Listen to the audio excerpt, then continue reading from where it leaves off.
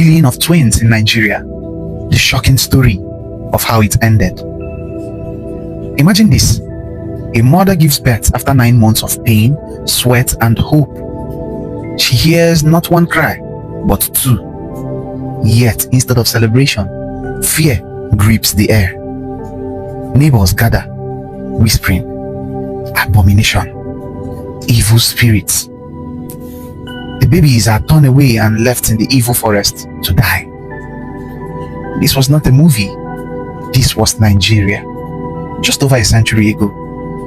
Today, I'm going to tell you how one brave woman defied an entire culture and ended this chilling practice. You are watching The Great Historian. Like and follow us for more unforgettable stories. Among the Efik and Ibibio people of Old Calabar, in present-day Cross River and Akwa Ibom states, there was a terrifying belief. Twins were seen as a curse. Why? The people believed that if a woman gave birth to twins, it meant she had been visited by an evil spirit or had been unfaithful to her husband.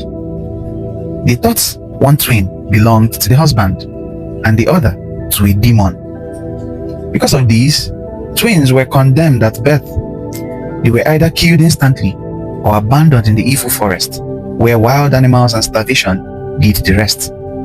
Mothers of twins were treated as outcasts, disgraced, mocked, and sometimes banished. Families believed if twins were allowed to live, famine, disease, or war would strike the community. This belief was so deeply rooted that for generations, nobody dared question it. To be born a twin in Old Calabar was to be born with a death sentence. In 1876, a young Scottish missionary named Mary Slessor arrived in Calabar.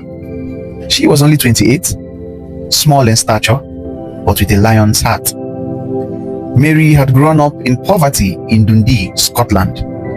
Her father was an alcoholic, and she worked long hours in a factory from childhood.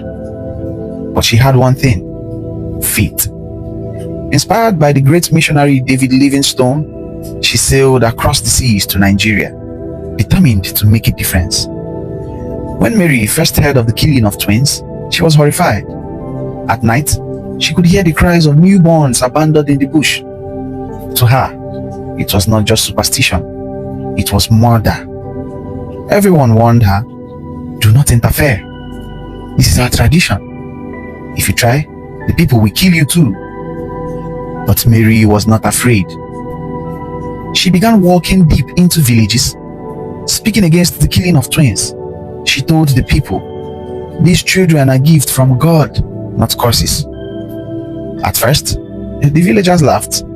Some called her a foolish foreigner who didn't understand. But Mary did more than talk. Whenever she heard of twins abandoned, she would rush into the forest, sometimes barefooted, pick up the crying infants, and take them home. She nursed them back to health, gave them shelter, and raised them as her own. One by one, she built a home full of rescued twins. Some called it madness, but soon, people began to see that these children were growing up strong, normal, and without bringing disaster. Slowly, suspicion turned into curiosity. Curiosity turned into admiration, and admiration turned into change.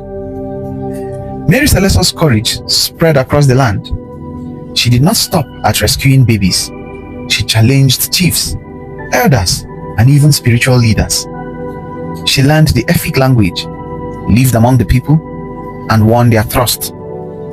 By the early 1990s, her work had convinced entire communities to abandon the killing of twins. She became so respected that she was appointed as a vice consul, the first woman in Calabar to hold such power. Because of her, countless lives were saved, and a deadly tradition was broken. Now here's the twist. The same Nigeria that once killed twins now celebrates them. In fact, Yoruba land, especially Ibora in Oyo State, is today known as the twin capital of the world, with the highest rate of birth twins globally. From cursing to blessing, twins became a symbol of joy. Mary Slessor lived among the Efik people until her death in 1915. She was buried in Calabar, where a street and a roundabout still bear her name. To this day, She's remembered as the woman who dared to fight tradition and saved generations of children. So when you see twins walking hand in hand, remember, there was a time when they were not allowed to leave, and it took the courage of one woman, far from her homeland, to give them a chance. That is the story worth telling. For more stories like this, don't forget to like, share, and follow The Great Historian, where the past comes alive.